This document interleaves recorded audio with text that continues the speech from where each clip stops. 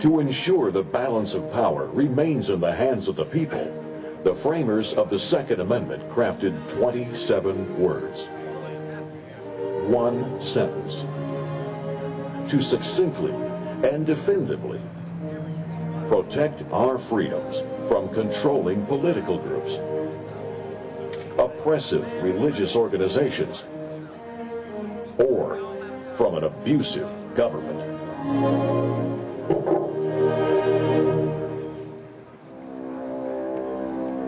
None of those carefully chosen 27 words are unusual. The sentence is straightforward and crystal clear. There is no mention of limitations or restrictions on the type of arms citizens can carry. There is no mention of gun control. No distinction between sporting use and military use. No language regarding handguns, shotguns, rifles, or even weaponry not yet imagined. What the authors of the Second Amendment did specify is the right of the people, not privilege, to keep and bear arms. Ladies and gentlemen, please rise and remove your hats as Pastor Orlando Juarez of the Bridge Church of Bixby, Oklahoma, delivers our invocation.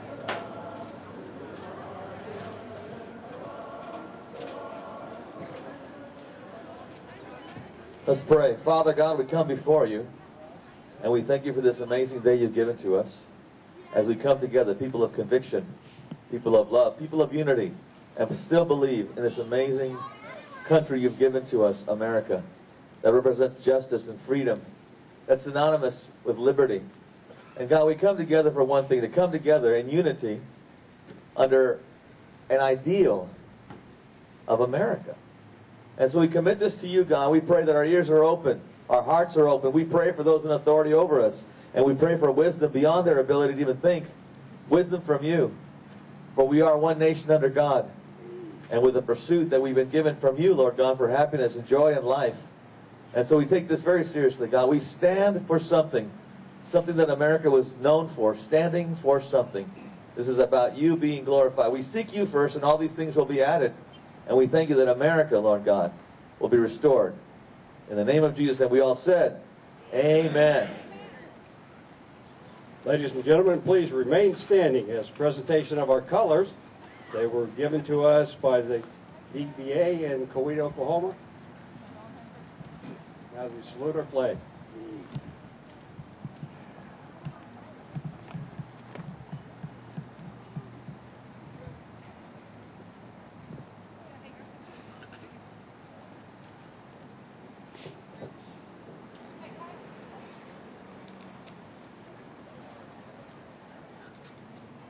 Please join us now in our national anthem.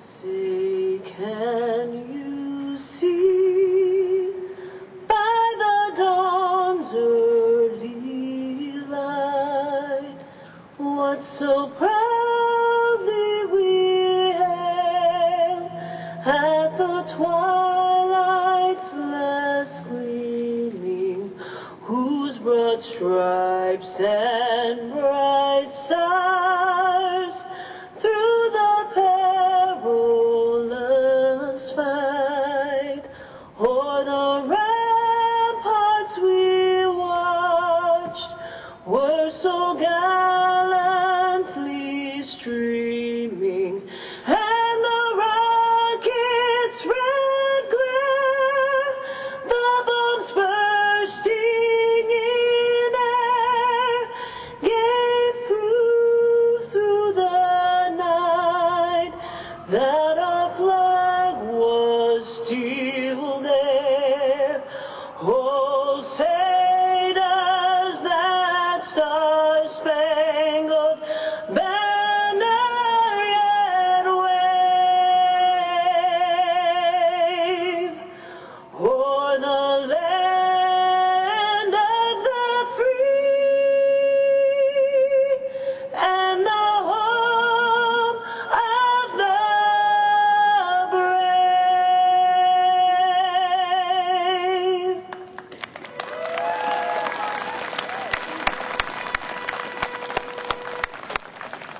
you please join us now in saying our Pledge of Allegiance. I pledge allegiance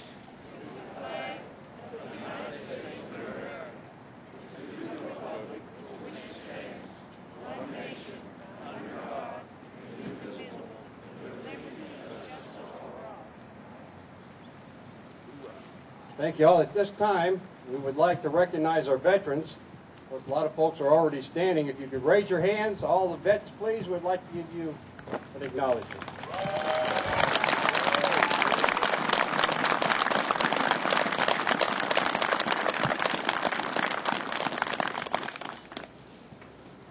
Thank you all for coming out today. Great day, and we're exercising a number of our amendments today.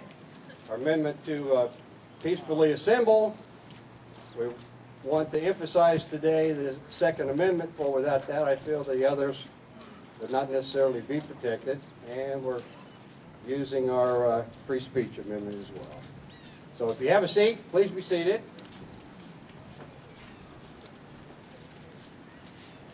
Make a few announcements here. As I kind of alluded to, we're gathered here in a peaceful getting together to honor the Second Amendment, which here recently has really came under attack in the United States. I would like to make mention of, we have the Tulsa County Sheriff's Department is here helping us today. We appreciate that.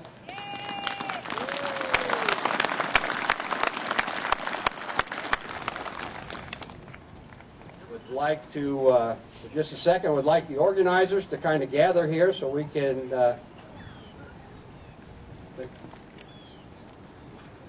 okay, we have one is running out that way. So that's fine, just wave your hand. There's a couple of organizers. I'm pointing these folks out, so we want to do something like this in the future. Please feel free to speak with them afterwards. James is here. James is taking care of the terrific stage that he got for us, which we'll talk about that here in a second. And Virginia is the lady helping at the table. Virginia, raise your hand, please.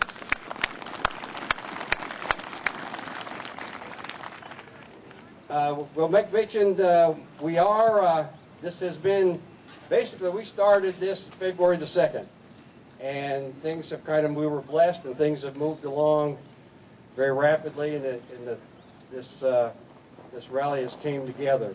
But we would like to thank some people that have helped us along the way. We've had some corporate sponsors, Cimarron Machine, Tulsa, Oklahoma, Pyramid Printing in Sand Springs, and this gentleman here, Performance Stage Inc., Phil. There's Phil. We're on free. Phil has set up this whole, donated this entire system for the rally today. If you have need for a platform, this thing is like a transformer. It's just, I'm amazed by it. You can contact Phil at 918-832-8800 for all of your outdoor stage needs.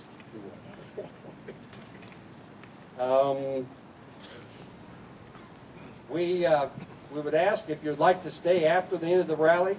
We're going to have a great time. If you'd like to stay and help us clean up, we'll take all volunteers, because we would like to leave the park cleaner than it was when we got here. That'd be great.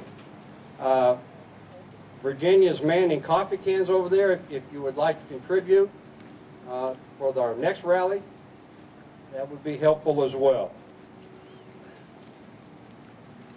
We'll acknowledge our photographer, Ron. Ron's here taking pictures. If you see him wandering around and you'd like to talk with him, we'd very appreciate that. If you don't want your picture on camera, just say we'd rather not, and that's not a problem either. We have a kids table over here. Amanda's put together a kids table for tattoos and things like that for your children.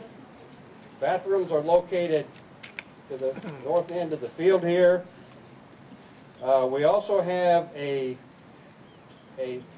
listing if you'd like to sign up for future announcements for rallies we'll have coming later this year. We're going to be mentioning a number of articles, Facebook. You'll hear a number of communications with a lot of really good information. If you would like that too, you can sign up on the list, and we'll be sure that you get that. I would like to mention there is a Protect Your Gun Rights luncheon, gathering, speaking engagement at Stokely Event Center on March 13th from 11:30 to 1 o'clock. Guest speakers will be Larry Platt, from President of Gun Owners of America, and Marine Lieutenant, retired Lieutenant Colonel Craig Roberts will be there as well. I want to mention this really quickly because ammunition seems to be a real issue in finding that. We attended a meeting the other day to where we found out that OK2A has got a ammunition co-op. And if you join OK2A to a certain level, you've got first access to ammunition coming from this manufacturer. So we've got that information as well if you'd like to get a hold of that. Okay?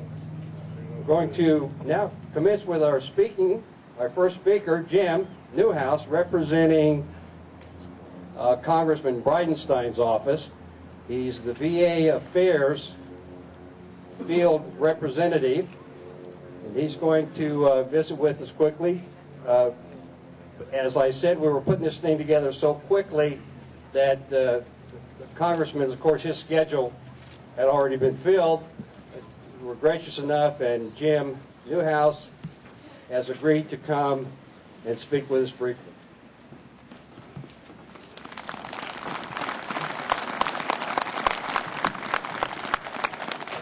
Ladies and gentlemen, good afternoon. It is a pleasure to be with you. My name is Joe Newhouse. I represent Congressman Jim Bridenstine. I'd like to thank Jim and Amanda Miller for putting on this excellent event. And again, just a pleasure to be with you. A little bit about myself. I'm a Broken Arrow native. I'm a combat veteran of the Iraq War, and I'm a proud gun owner.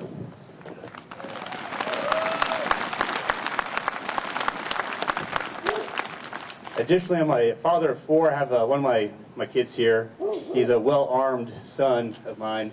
He's carrying a lightsaber. We're going to a lightsaber rally after this gun rally, so we'll see y'all out there. But as you're well aware, our gun rights are under attack. No question about it. But for the record, let's just say that my gun has killed far fewer than Fast and Furious. The goal is not gun control that they're trying to do. They're trying to control our guns, and we're here to stop that. Let's go back to the American tradition, going back over 200 years. Our founding fathers were well influenced by their Enlightenment philosophers. One, so to speak, is John Locke, 17th century English philosopher who coined the terms of natural rights. He had three of them: life, liberty, and private property. This inspired later on our unalienable rights of life, liberty, and pursuit of happiness. But let's go back to John Locke's original natural rights: life, liberty, and private property. Now, the Second Amendment goes very well with these protecting these rights. The first of which is life. We have the right to self-defense. That's why the Second Amendment is so important. We also have when we talk about liberty, the Second Amendment helps protect us against enemies both foreign and domestic. And so with tyrannical governments, etc., it's very vital that we have the Second Amendment to protect us against these types of future enemies. And finally, private property. If we own something, we have the rights to that. We have the right to defend that. This is what it helps to make America so great, is that the rule of law, it helps to protect our private property, the things that we have worked for. And going along those lines, when we think of the Second Amendment, just harboring additional support for our rugged individualism that made America so great. Now I want to be careful that our argument does not lend itself towards just trying to protect hunting rights. I love hunting. If there are any avid hunters here, if your freezer is full, come to my house and stock up my freezer for me. I love hunting, but that is not why we are here today. We're here to support the Second Amendment, our rights to guns, and protecting our private property. Now, to that end, Congressman Jim Bridenstine has two very distinct items he wants to pass here. And that is quite simply, he supports the Second Amendment. No infringements on that amendment. We don't limit magazine capacity, etc. The bills that come to his desk, he's not in favor of these newest measures of gun control. And then secondly, we want to he wants to really emphasize that any types of gun measures should be handled at the state and local levels. We have some fantastic state and local leaders around here, such as Bill Christensen, Mike Ritz, Nathan Dahm. These are all individuals that we want to say, hey, you guys decide how Oklahoma is going to handle these affairs, not bureaucrats out in Washington, D.C. Ladies and gentlemen, it's been a pleasure to be with you. Again, my name is Joe Newhouse on behalf of Congressman Jim Bridenstine. Thank you, Joe. At this point, we're going to bring up Danessa, who is going to give us a short message on a request from the National Organization for everybody to take pictures with their phones or whatever and put on social media. This is Danessa. Hey, good afternoon, everyone. I've been running the Twitter page for the Day of Resistance Tulsa, and our National Day of Resistance organization has asked that everyone please tweet your pictures, hashtag them Day of Resistance, and hashtag them with the city that you are in, that you've rallied for to support our Second Amendment. That way they can show how many people are coming out and how many people are really interested in standing up to defend our Second Amendment. Thank you.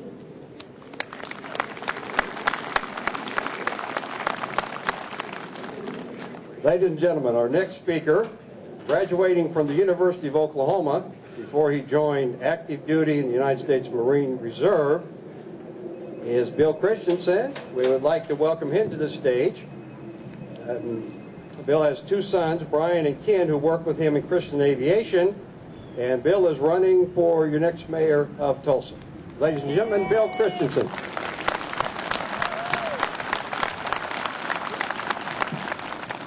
Well, thank you very much. I very much appreciate being here today. I appreciate being invited.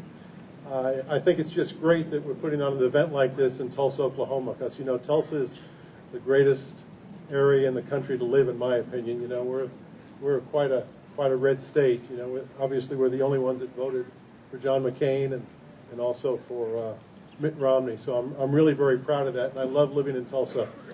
As he said, I went to the University of Oklahoma, joined the United States Marine Corps. I got a commission in 1971, so everybody knows now why my hair's gray, because I'm 65 years old. I look back on joining the Marine Corps, and I will tell you it was probably one of the best things I ever did in my lifetime. I went through 10 weeks of officer candidate school at Quantico, Virginia, and it really, quite frankly, changed my life.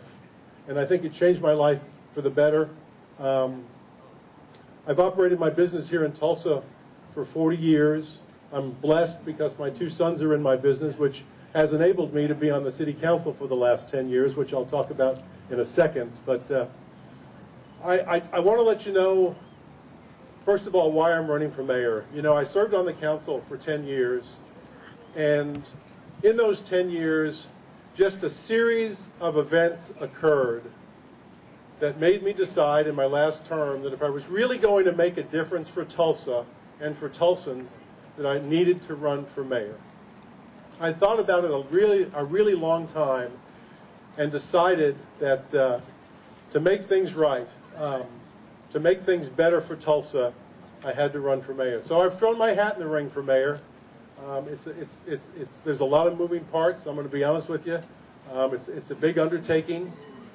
As you all know, the only other announced candidate right now is former Mayor Kathy Taylor. Hang him high, Bill! Yeah, and I intend to hang him as high as I possibly can, believe me. One of the things that really just just amazed me is when Kathy Taylor signed up for Mayor Bloomberg's Mayors Against Guns. And, you know, I obviously, in the Marine Corps, qualified to shoot a .45 and an M14 and an M16. And my wife and I both proudly have our conceal and carry permit. And I just really find it hard to believe that the mayor of Tulsa, Oklahoma, could sign up with Mayor Bloomberg from New York City, Mayors Against Guns. I will promise you from my heart that I will do everything I can as mayor, although it is a national issue, but I will be on the bully pulpit protecting the citizens' rights for the Second Amendment.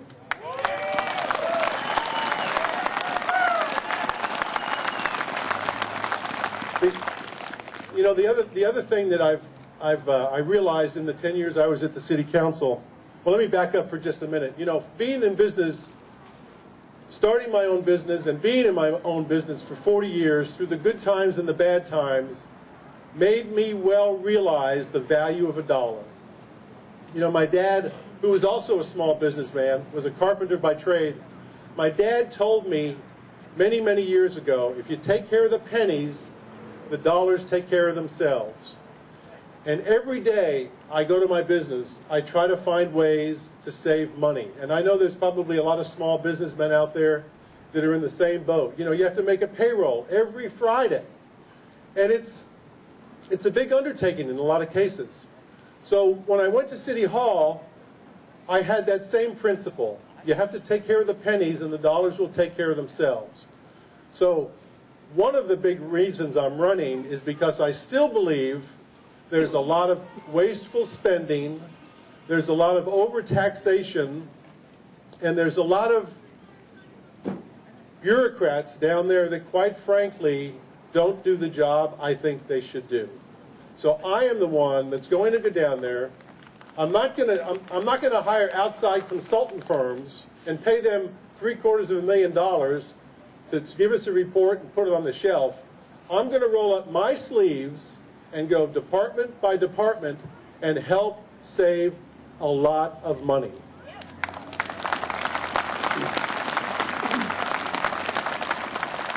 To me, you know, it's just basic fundamental government.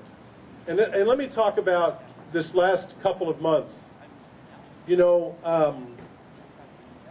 the current mayor decided to come out with I believe, hand in hand with the Tulsa Metro Chamber, they decided to come out with this very large Vision 2 package.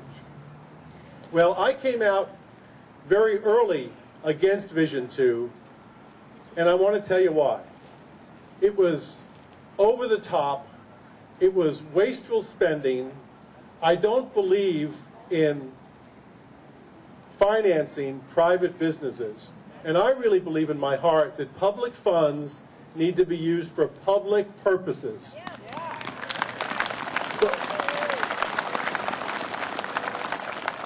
So you know, what was really interesting to me, on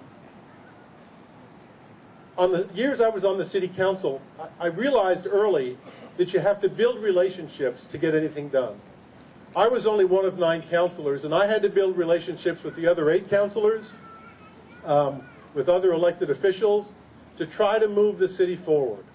And let me give you an example. You know, I came out with a take-home vehicle policy because a lot of the employees of the city of Tulsa were driving their vehicles home every night, and it's very expensive to drive their vehicles home. So I came out with a pretty large package to try to save a lot of money.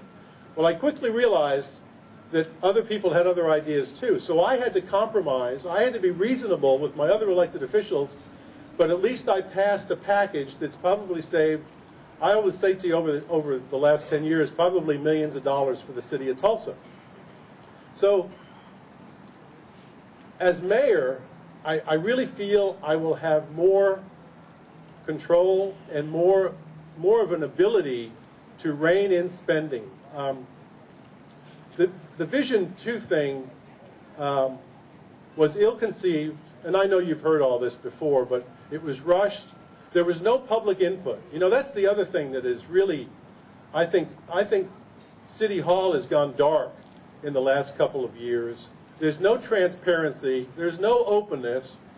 And I really believe the current administration, as an example with Vision 2, kind of has the attitude of, you know, don't tell us what you want. We know what's best for you. And I really just, my skin crawls when I think somebody's doing that. So that's another reason why I'm running for mayor.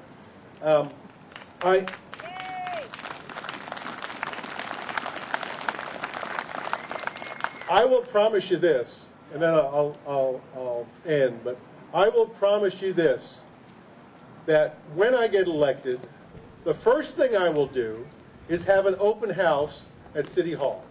You know, there's never been an open house. It's the people's house. The people pay for it. So I will have an open house.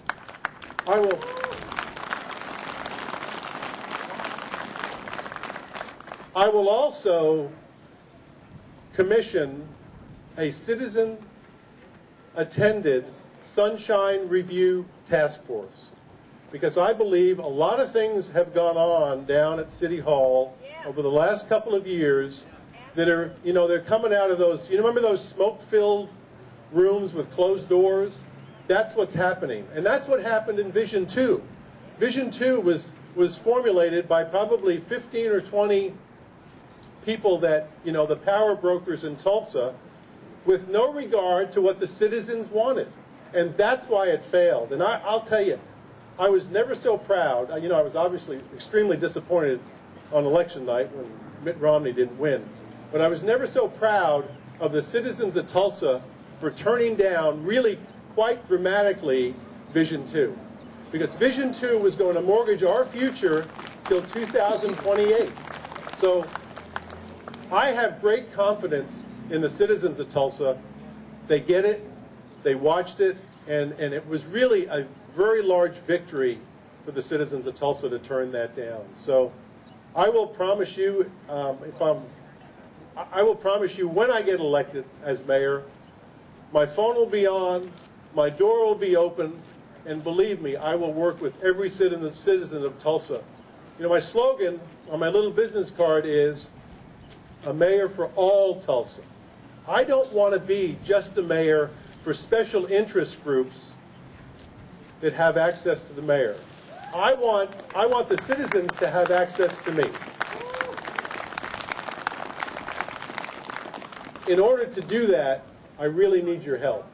I've started early. I have a great volunteer group. I have a great staff. But I need your help. It's going to be a grassroots effort because, as we all know, the only other announced candidate brings a lot of baggage with her, but those bags have a lot of money in them. So I need all the help I can get. And with you, and it's about you, the citizens, but with you and I working together, I hope to be in the mayor's office come January, and I will do the best job I possibly can and be open and accessible 24/7. So thank you very much.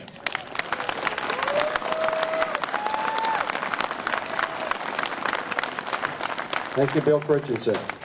For the media present, we did, in spirit of bipartisanship, we did offer Kathy Taylor's office the opportunity for her to come and speak if she would like. It may have been too late, whatever. They told us that their schedule was probably full. Take care. Most recently, you've seen our next guest on the front cover of NRA's America's First Freedom magazine. That would be the December issue, okay? Sporting her 3-gun prowess on the Outdoor Channel's shooting gallery or patrolling the very busy streets of Tulsa. Diana Lydor is not only a 20-year veteran of the police department in Tulsa, but she is also a firearms instructor and one of the top 3 lady gunners in the nation. And like you, she is an avid Second Amendment supporter. Ladies and gentlemen, Diana Lydor. Woo-hoo. Okay, Dan, where are my teleprompters? At least a podium, please. Hi, I'm very happy to have been asked to speak. Thank you, Dan, and thank all you guys for coming out today. I know everybody has busy lives, and I just appreciate that you guys came. And you will be spared, no teleprompter, so I will read. As a law enforcement officer, as a competitive shooter, and as a woman, I feel like I'm in a unique position to speak about the Second Amendment. When all this blew up after the Newtown shooting, I was wondering, like many of you were, what can I do to help combat the erroneous information that's out there on mainstream media, and even Bill O'Reilly, he disappointed me. But what are we going to do, and how are we going to combat this? And I came to the conclusion that it's going to take education. It's going to take education of the non-gunners, it's going to take education of the anti-gunners, and it's going to take educating ourselves. For those of you who don't know what my jersey represents, it's all my sponsors that I shoot 3-gun, the competition of 3-gun, and we'll talk about that a little bit later. But I say non-gunners because there's a lot of moderates out there that just haven't had the experience of firearms by no means of their own. They've moved to the city, we've moved away from the country, and they just haven't had the opportunity to be exposed to the world of firearms that we may have. So what I think it's going to take is us to reach out to those people and ask them to come to the range, have a meaningful conversation with them. But how many of you have seen or been guilty of this yourselves after all this blew up, and you saw it on Facebook and all the social media things, is that if you're an anti-gunner, you don't support the Second Amendment, you can unfriend me now. Who saw it? Who's guilty of it? That's what I'm submitting to you is probably our worst position. The worst position that we can take. These people are being bombarded almost daily, almost brainwashed with an anti-gun rhetoric. And if we break the only tie that that one person may have to thinking otherwise, shame on us. So that's what I'm proposing, that we're going to have to do it at a grassroots level, and we're going to have to do it one person at a time. So I encourage you to reach out to everyone you can and introduce them to the wonderful world of firearms. Just whatever you do, don't sever the line of communication. Now on to educating ourselves. I talked about my jersey. I work a lot of distributor shows for FN as the company, my main sponsor. And so there's only dealers. These distributor shows have only dealers coming in. So dealers actually make a living with firearms. And I had a guy come into our booth one time and said, "Do you fish?" And I was like, "No, honey, I don't fish." I shoot competitively. So what I want to talk to you now about is educating ourselves about the shooting sports that you may have never known about. So, and most of you may have heard of some of these. I might be bringing up new ones to some of you. The cowboy action, where they use lever action rifles and single action revolvers and pump shotguns. They dress up. You've seen those guys. There's actually cowboy mounted shooting where they, us being a rodeo country, you know what barrel racing is. It's almost like barrel racing with guns, and they have little balloons that they shoot. It's just a special thing. It's not a single projectile. But that's pretty interesting. I tried it once. I'll stick with my 3-gun. But you have Steel Challenge that uses center fire and .22 caliber pistols. You have IDPA that focuses on concealed carry scenarios. You have IPSC and USPSA that are the run and gun, handgun courses. You have Camp Perry and Bianchi, where accuracy is the name of the game. You have the precision and the long distance that use the bolt action rifles. And there's my beloved 3-gun that uses pistol, shotgun, and those scary looking ARs. Woo! There are many more avenues to have fun with guns, and that's why I believe that the shooting sports is a key. It's a huge piece of the puzzle to get the acceptance from the non-gunners and the anti-gunners, because it's so much more palatable to them than to try to explain that it's every citizen's duty to be armed for tyranny. that's too far for them. So I think that the bridge to get them to understand that there's more than hunting and war with guns is the shooting sports. Our founding fathers were such brilliant men to foresee that, by the way. I want to leave you with this. Support, support, support. Support the shooting sports on TV. Most people have DVRs. If you don't want to watch it, it drives the numbers up and it keeps the programs on TV. That's something that you can do. Our program that highlights the sport of three-gun is called Three-Gun Nation.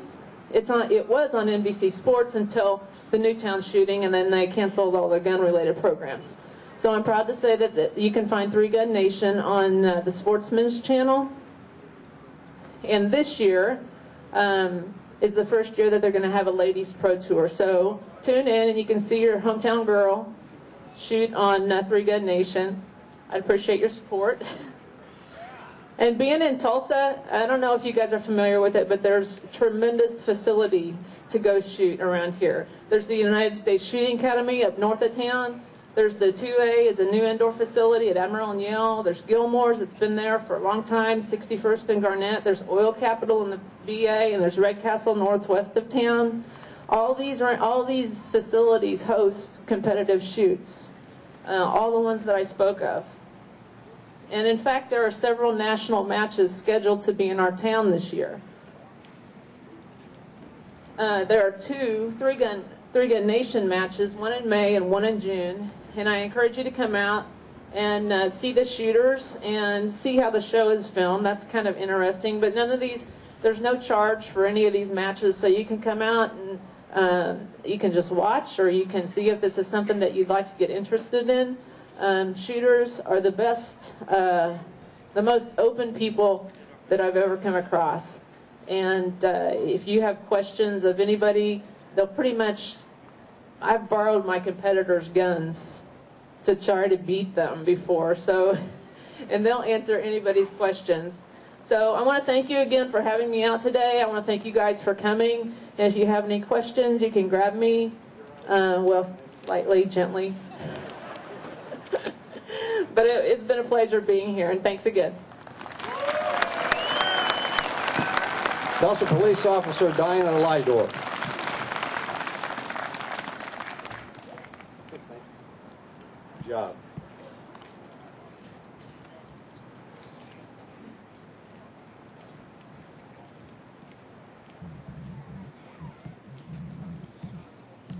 And we would like to acknowledge the Wagner County Sheriff is here. Sheriff Colbert was the first sheriff. Sheriff Colbert, stand up. There he is right there. He's the first sheriff of the 770 Oklahoma County Sheriffs to sign on to basically resist what Washington was going to try to push down on Oklahoma as far as gun control.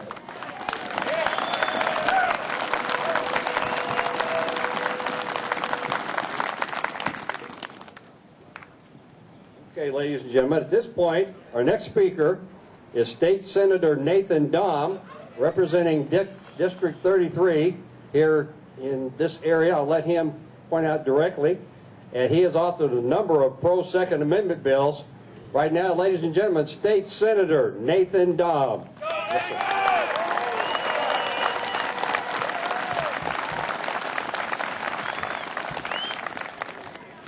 well, thank you all for being here. This is a great turnout, especially for 39 degrees. It's good to see so many patriots, so many people involved in supporting not only the Constitution, but especially the Second Amendment, and telling Washington, D.C. that here in Oklahoma, yes, we know that the president believes we're just clinging to our guns and our religion, but it's more than that. We're clinging to the Constitution, and as a constitutional lawyer, we would hope that he would understand and appreciate that. So thank you all for being out here. As Dan said, I have introduced several Second Amendment bills in the state Senate. This is my first term there, so as a freshman, I kind of jumped into the deep end of the pool, and I know several other of the freshmen were kind of curious as to why I would do that, but it's because I've lived overseas. I've seen the direction that this president is trying to take our country, and it is not sustainable. As Margaret Thatcher said many, many years ago, the problem with socialism is eventually you run out of other people's money. And that's what we're seeing happening.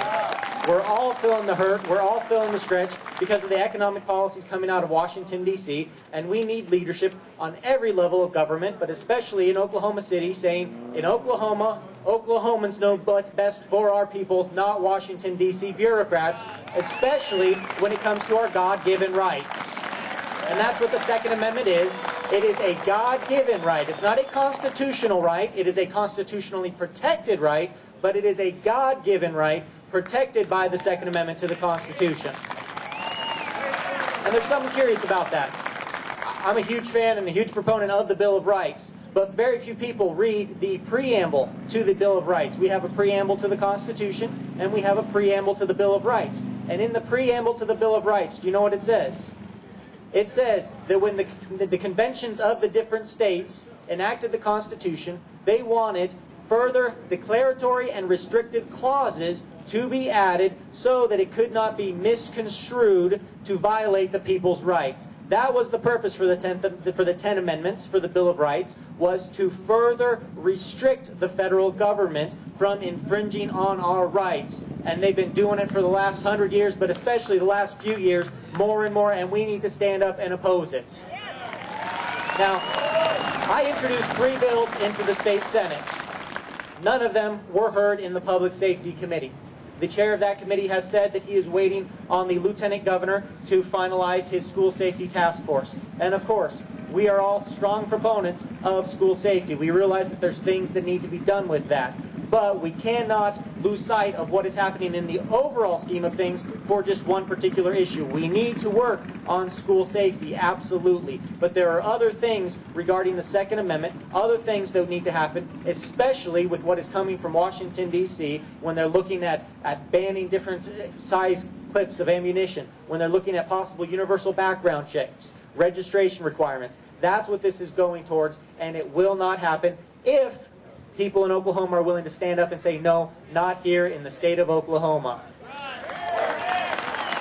Now, because my bills were not heard in that committee, people think, well, there's nothing we can do, we just have to wait, but that's not the case. Our next speaker is Dr. Mike Ritz, Representative Ritz, who will be talking about some stuff. He and I have been working together. The House, a lot of times, is much more friendly to the individual liberties and the Constitution than the Senate seems to be currently. And what we were able to do is we were able to take my language from the Second Amendment Preservation Act, insert it into one of his bills. We have a chairman who is willing to hear the bill on the House side. We can get it passed through the House. We can get it passed through that House committee, passed on the House floor, and then it will come back over to the Senate, and that chairman will have to hear the bill because it will be after the lieutenant governor has finished his school safety task force. And if he refuses to still hear the bill, I'm expecting every single one of you to personally call and email him and ask why he is opposing the Second Amendment of the United States and our individual rights to keep and bear arms. Because when they hear from you, the people, they listen. Unfortunately, when they hear from lobbyists, they also listen. But they know that you vote, lobbyists don't. Now, lobbyists have the money, lobbyists have control, but you all have friends, you have family, you have coworkers. You all represent up to 100 votes each person here. They can directly sway or influence their election, and they know that. That is the power of we the people. Anytime I give a speech, I always like to ask, I always kind of throw this out here. I know you've all heard me say it many times before. I'm going to keep saying it until everybody in America hears it and everybody understands. But I always ask, what are the 3 branches of American government as outlined and defined in the U.S. Constitution and the Bill of Rights? If you feel that you know it, go ahead and shout it out. The 3 branches of American government. Executive, legislative, and judicial. That's what we're taught in schools. That is wrong. Those are the 3 branches of the American government, the federal government. Those are the 3 branches of the state governments, the state legislature. We have our executive, our legislative, and our judicial. But the 3 branches of the overall American government, as outlined in the Constitution and the Bill of Rights, is in the preamble to the Constitution. It says, we the people of the United States, in order to form a more perfect union. So the 3 branches are we the people, because it is we the people that have individual God-given rights, like the right to keep and bear arms. It is we the people that created the states, and we have allowed the states to act on our behalf in certain instances that do not violate those rights. and then we allowed those states to create a union, a federal government, a federation that has further restrictive clauses, certain powers, enumerated powers, and that is all that the federal government is supposed to do, that and nothing more. So those are the three true branches of American government. All the power resides in we the people. That's where it starts, that's where it ends. The federal government and our states only are allowed to do what we say that they can do. They work for us, not the other way around. And they need to understand that. But you all need to understand that so you can educate that, so you can educate them and other people along these ways so that people realize and understand that we have gotten so far away from the Constitution. We're here not just to celebrate the Second Amendment, but the entire Constitution. This is a day of resistance, resisting the unconstitutional acts of the federal government. How many of you are familiar with the idea of nullification? If you are, raise your hand. Have you heard about that? All right. I'm going to speak just a little bit about nullification, explain it for those who haven't heard it. Even those who have, it's always good to get a refresher to learn a little bit more about it.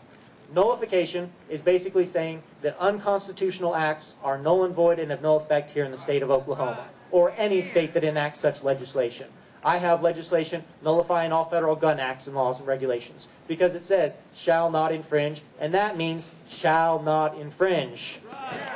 Only in a bizarro world such as Washington, D.C. could you have somebody that makes the argument that shall not infringe means shall infringe. It's not that complicated, but only in some place like D.C. could they so misconstrue and twist something to mean that.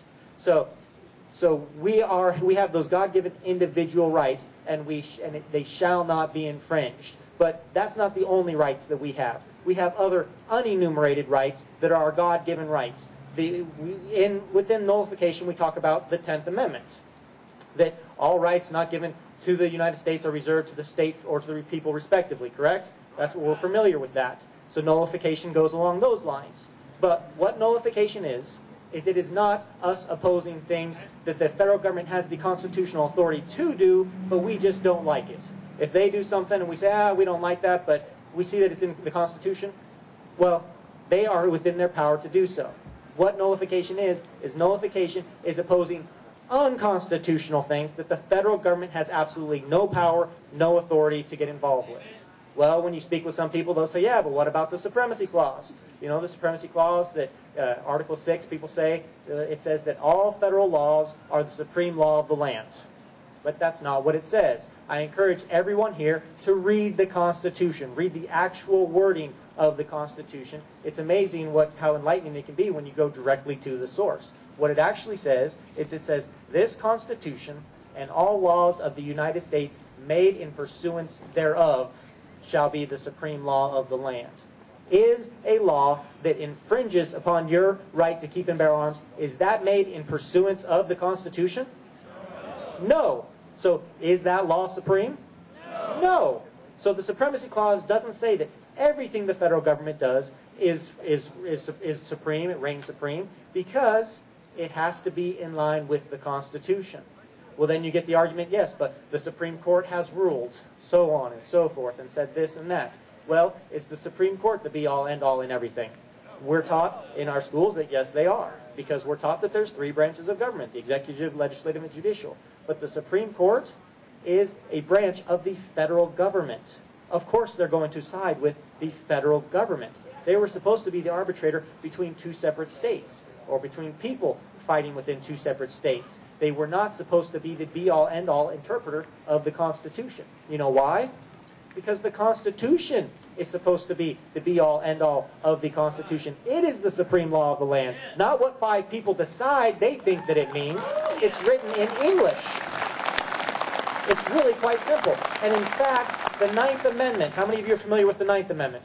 Very few people are. Please go read that. It's one of my favorites because it's so overlooked. But the Ninth Amendment says, the enumeration in this Constitution of certain rights shall not be construed to deny or disparage others retained by the people. The enumeration in this Constitution means the enumeration of certain rights, the listing of certain rights in Article 1, Section 8, certain powers that the federal government has, and only those powers. Article 1, Section 8 is the only power that the federal government constitutionally has to operate on our behalf. But it says the enumeration of those certain rights shall not be construed We don't use the word construed very often anymore. It's an older English word. But that word construed, do you know what it means? It means interpreted. So the Ninth Amendment says that it shall not be interpreted to deny or disparage or belittle other rights retained by the people.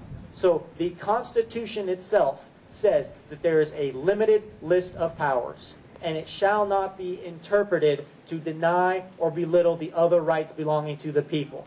And yet we hear time and time again that the Constitution is a living document, that it must be interpreted, that we have to understand it. The times have changed. But the Constitution itself says it shall not be interpreted to deny or belittle the rights of the people. And that's what we're here to say. Stop denying our rights. Stop misinterpreting the Constitution. Read it as it is and follow it. You swore an oath to protect, preserve, and defend the Constitution. Do it. We, the people, are doing the same thing. We're standing up and we're saying we are going to follow the Constitution. We support the Constitution. We believe in the Constitution.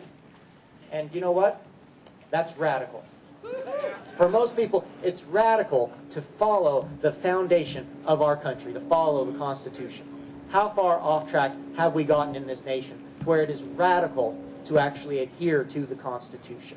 Now, there would be those who might say, well, I'm fine with certain people being able to defend themselves, but, you know, it should be restricted. We shouldn't be able to have a certain amount of ammunition or certain types of ammunition or certain different things. To them, I say, well, you know what? There's something called the amendatory process. If you believe the Constitution needs to be changed, that's what you have to do. You have to amend the Constitution, just like we've done many times throughout our history, just like we've done to allow women to vote, just like we've done to terminate slavery here in this nation, just like we did to lower the voting age from 21 to 18. The Constitution can be changed, but it cannot be changed by an executive order, by Congress just passing a law. It has to be done the right way, and it has to be amended. They're not going to do that because they know it won't work. So they're just going to try and use executive orders to take away our rights to self-defense. They're going to try and pass legislation to take away those rights. But we have a God-given inherent right to be able to protect ourselves and our family. That's what we are going to stand for. And in Oklahoma, of all places, this is such a beacon of conservatism, of the Constitution. I mean, look at the crowd that is here today on a cold day in the middle of a Saturday. You have come out to show your support for the Constitution and the Second Amendment. And this is encouraging for me, and probably pretty discouraging for some of those people who don't want these bills to be heard, because they know that the people are fired up about this, and we're not going to sit silently and idly by and just let this continue to happen. And I thank you for being involved in the process. One thing I will say is I told you all that you need to contact your different state reps and state senators. For the most part, if they hear from 5 constituents, it can sway their vote, because they never hear from the people. They don't.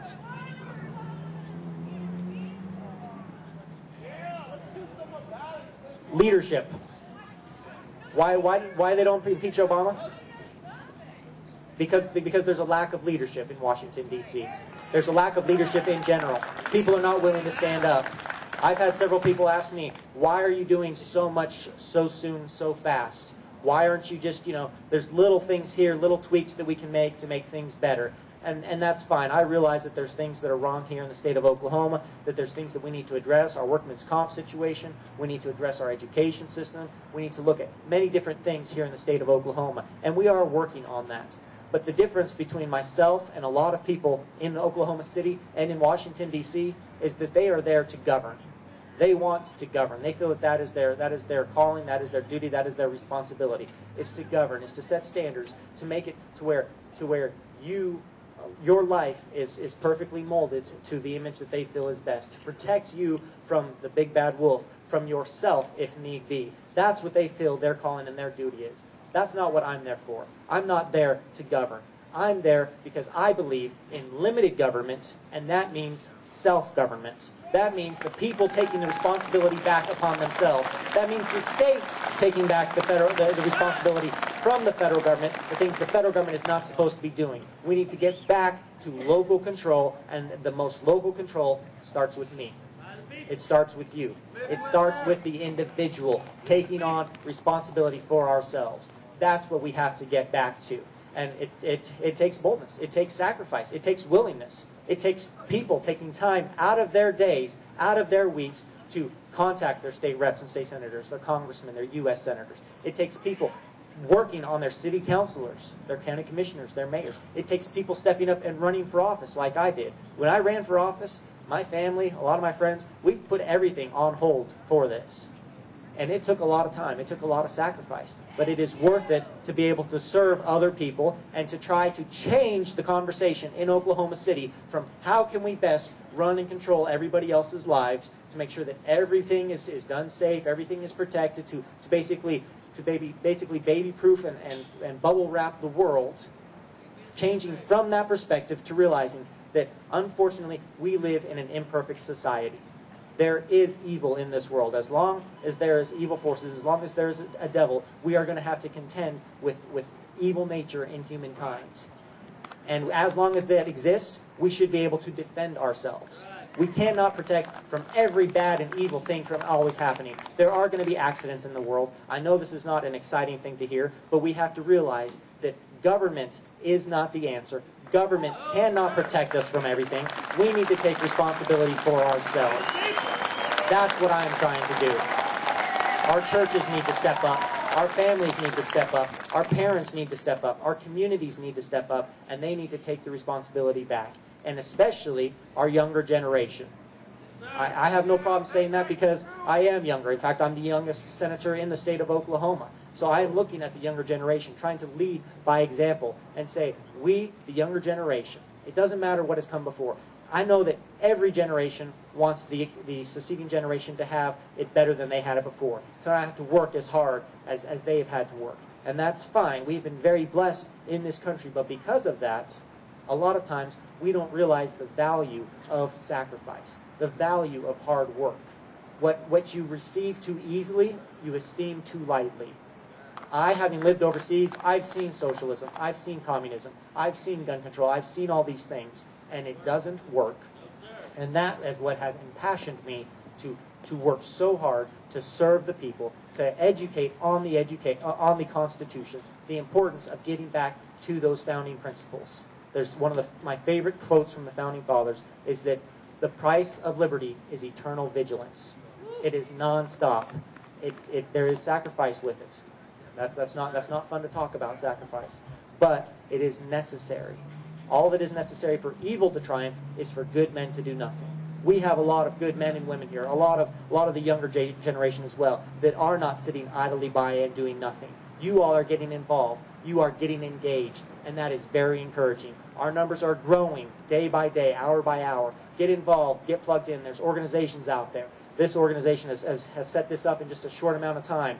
Guns Across America had a rally a while back in which they set something up in about 8 days and had a good rally down in Oklahoma City. There's a new organization called Oklahoma Liberty that is working to encourage and inform people about nullification, about these different aspects to get us back to the Constitution.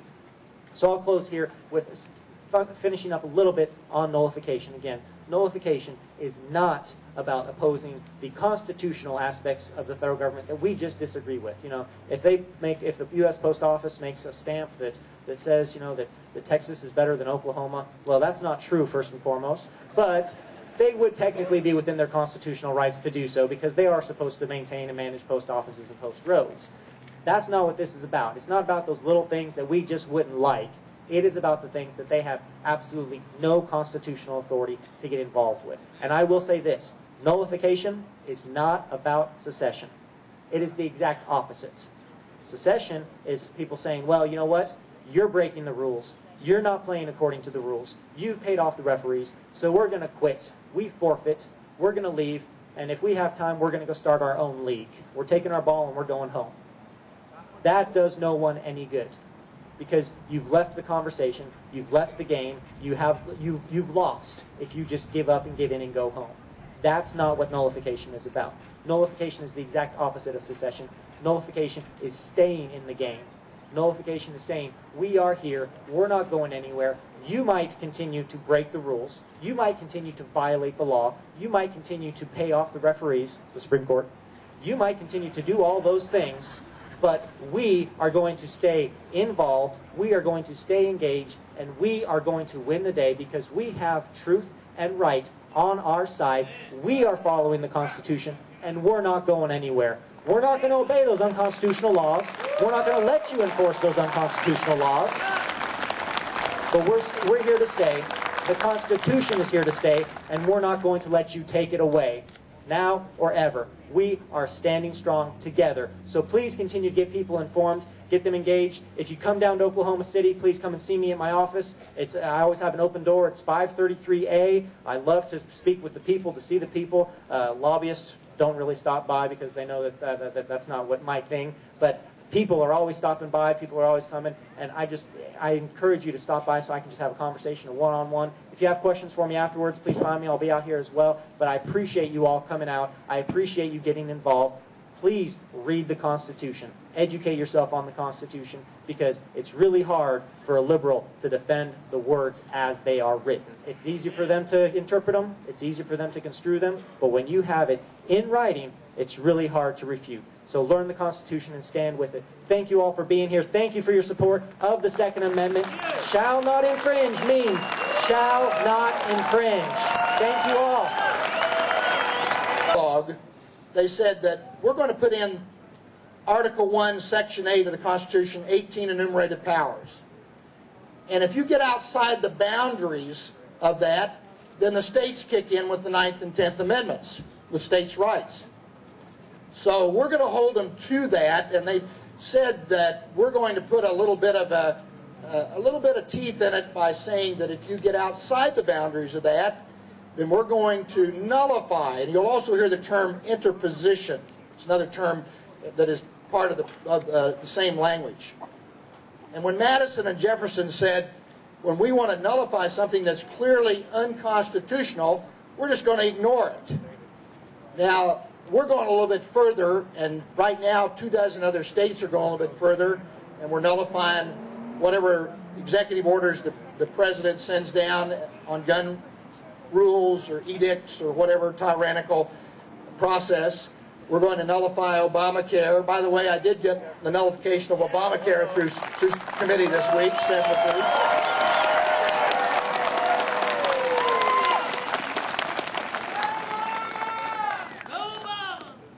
As a result, nullification is catching on.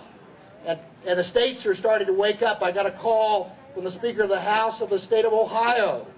I got a call from a member of the legislature in South Carolina, Arizona, Utah, Montana, Wyoming, Missouri, Kansas, Texas. So it's catching on to understand that you don't have to be a little yelping puppy dog anymore and obedient to the federal government. You can stand up according to states' rights legally. It's a political solution. It's not a legal decision. It's a political decision that our founders put in there all the way back since the founding of the country. So I urge you to study nullification, to use nullification.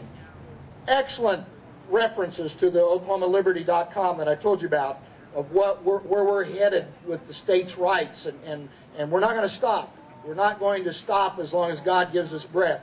We're going to continue to stand on the constitutional rights that God has given to us, and we've guaranteed through civil government. You know, God said be involved in all things, including civil government. And we're commanded to be involved. You know, I like to pull out my Constitution. Changed coats this morning, forgot my pocket Constitution. But I like to pull it out, and I have stapled into it the Ten Commandments. By the way, you all realize I was the one that authored the legislation to put the Ten Commandments on the State House lawn there. And I remind my colleagues every day as they walk into the Capitol, I said, now, you guys got to realize you can't lie, steal, cheat on your wife, or anything like that. They all have to turn around and go back. But I look at the first 10 amendments, called the Bill of Rights, the Constitution, like the Ten Commandments, where the founders said, like God Almighty said, thou shalt not, thou shalt not, thou shalt not. And when they got over to the 9th and 10th Amendments, they said, if we forgot anything, you can't do that either. What we are headed for is possibly a constitutional crisis. because Washington, D.C. is broken. It's not going to be fixed. I had a dialogue with Congressman Bridenstine the other night, and he said he can only get maybe 40 to 60 constitutionalists to vote with him. They threatened him to vote for Boehner. They're going to pull you off a committee, the Veterans Committee. And he said, now wait a minute, let me see if I get this right. I'm a Top Gun pilot, 4 or 5 tours overseas, Afghanistan and Iraq, 300 missions, and you're going to take me off the Veterans Committee. Yeah, we're going to take you off that if you don't vote for Boehner. Well, he called their bluff. They didn't. He's still on the Veterans Committee.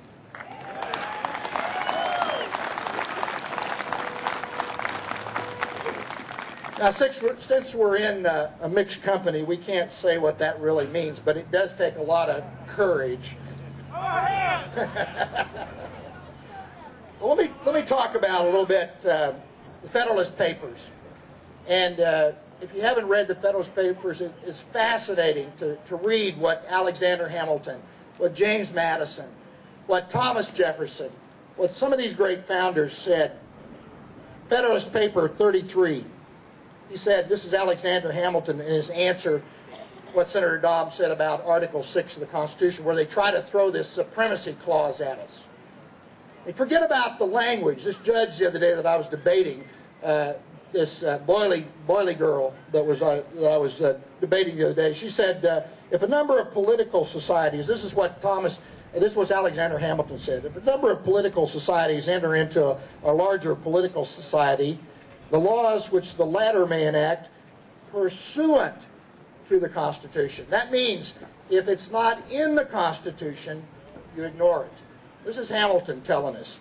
And then he moves forward and he said, hence we perceive that the clause which declares the supremacy laws of the Union, like the one we have just before considered, only declares a truth which flows immediately and necessarily from the institution of a federal government.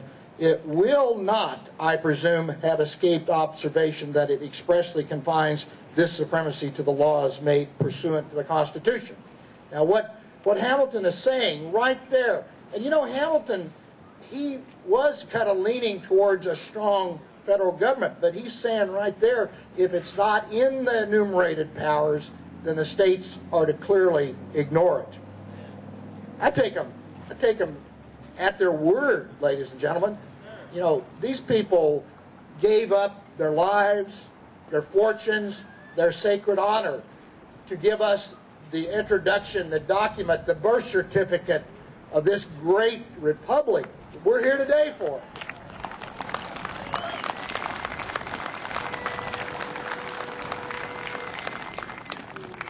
I want to tell you what James Madison said in Federalist 45 and Federalist 78. He said, if there should happen to be an irreconcilable variance between the two, meaning the federal government and the states, the superior obligation of the masters, which are the states who created the federal government, not the other way around. Listen to what he's saying.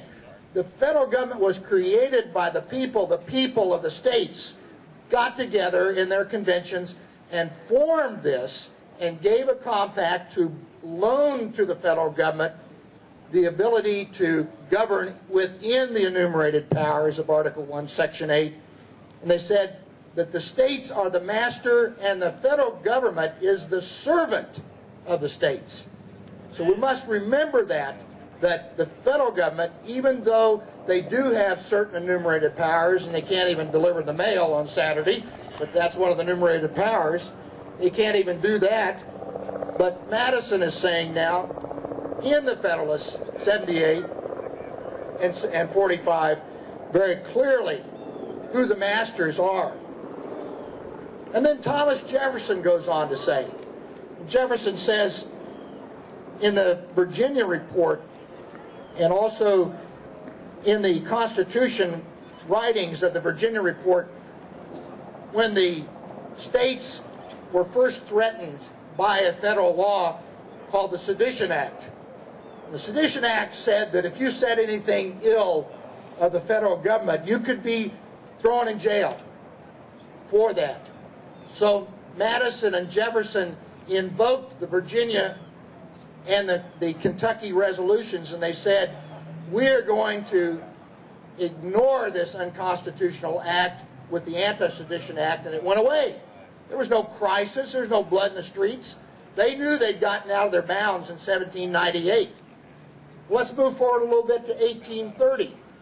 South Carolina, there was a law to pay off the War of 1812, and South Carolina was getting hit real hard because they had so many ports on a tariff that was passed by Congress, getting hit very unfairly. And the South Carolinian patriots stood up and said, we're not going to obey, we're going to nullify the Tariff Act of 1830. President Jackson, who was a Democrat, was going to send federal troops in to make them kowtow down to the Tariff Act of 1830. And Virginia stepped in and said, no, you're not. Our National Guard will be there to meet you. Our sheriffs will be there to meet you. And the feds backed down. Second time. Move forward to the runaway slave in the Civil War. There's numerous actions of nullification.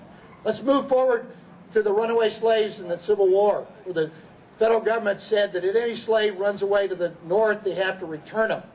Wisconsin said, we're going to nullify it. They backed down. They reversed their decision. Let's go a little bit further forward. Anybody heard of the Real ID? What happened? In 2005, Senator Randy Brogdon said, we're nullifying the Real ID. That means that the federal government, who wanted to put a computer chip in every license, your driver's license in Oklahoma and all the states, they wanted to put a nationalized federal driver's license computer chip that would have your private information, your banking information, your health information. And Senator Brogdon said in 2005, he said, we're nullifying the Real ID. Have you seen blood in the streets? Have you seen federal troops? No. They know their boundaries. It's all a bluff. It's a political thing to nullify that. Then they tried the NAFTA superhighway. Senator Brogdon nullified that in the Oklahoma legislature. They backed down off of that. And now they're trying, of course, with the Obamacare and the guns. So what we have to do, fellow patriots, fellow citizens here today of the great state of Oklahoma, we need to unite together, tell our friends, tell our families that we have to take a stand. The stand is now. It's not tomorrow. It's not next week. It is now. We draw the line in the sand, and we stand up to the tyranny of what's going on in Washington, D.C.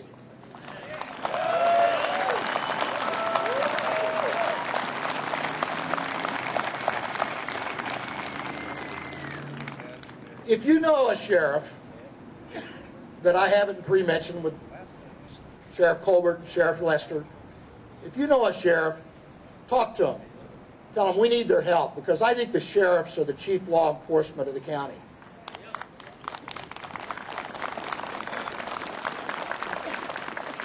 And I think that we need to have more sheriffs like the near 300 now that are joining together, that are standing, making a stand, to protect our rights, to tell Washington. And then I think we need to pass along to the governor of our great state. Like the governor of Mississippi, Phil Bryant, just recently said. He said to the state legislature, he said, I want you to pass laws to make any unconstitutional order by the president illegal to enforce in Mississippi.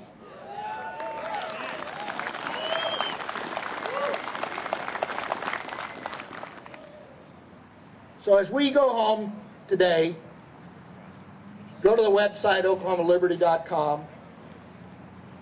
Make sure that if someone votes the wrong way, as Senator Dom said, for every phone call, every letter, every email that we get, we feel like 100 other people have the same ideas about that. You know, we do some silly things in Oklahoma to pass time, to be able to help some of the billionaires steal more money. But I'm talking about our freedom. I'm talking about something that is serious. Talking about liberty. Talking about what the elitists in Washington, D.C. want to use to take away our rights that are fought for in blood. So if you go home today to inspire your friends, your family, your church members, whomever, let them know what's going on. And if you need to contact me, and I'm not your representative, I welcome you to contact Mike Ritz at okhouse.gov. You can go to the House representatives and get that if you forget it. But you're more than welcome. We'll put you in touch with fellow patriots. We'll put you on our newsletter. We've got about 5,000 people on our newsletter right now from all over the country, but most of them are from Oklahoma. We try to inform people. I'm not a politician. I'm a citizen legislator. I go back and see my patients every week. I try to get, infused with what the problems are. A lot of people come in the office and they'll say, well, you're taking care of the blood pressure, you're taking care of the cholesterol. Let's talk about this bill that's being heard next week. And they do. And I welcome that. It is very exhausting. But when I know and see people here today like you, fellow patriots, it is exhilarating. Because what we have to overcome in the political spectrum, as Senator Dom mentioned, is a powerful lobby from the chambers of commerce, from a lot of billionaires that some of them live here in Tulsa and out of state. Go back and Google the Chamber of Commerce's origins. Look at how the Chamber of Commerce was first started by William Howard Taft, President Taft, in 1932. William Howard Taft, and you might win $1 million in a game show someday. He's the only president that served on the Supreme Court. And William Howard Taft, he started in 1932 the Chambers of Commerce. Chambers of Commerce.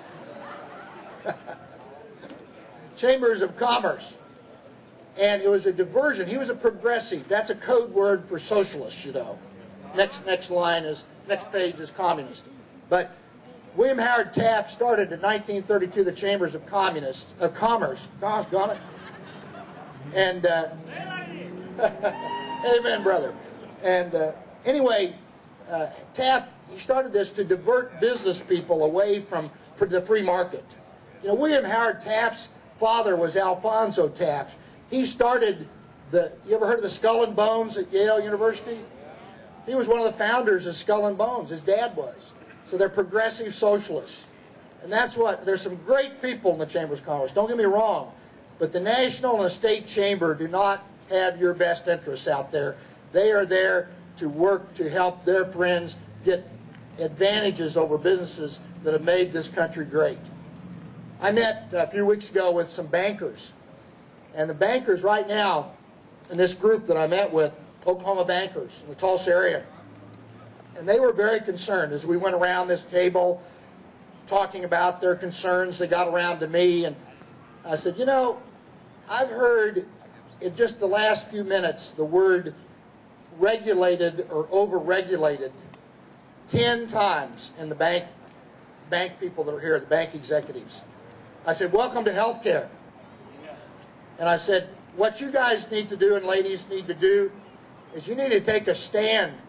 And they told me that day, one of the presidents of the Oklahoma Bankers Association said that they're gearing up right now because of have you heard of the Dodd-Frank law? Well, they overreach of the Washington crowd again. They are so confused on their regulations that they predict right now, the Oklahoma bankers, there'll be 3,000 community banks fail this year in America.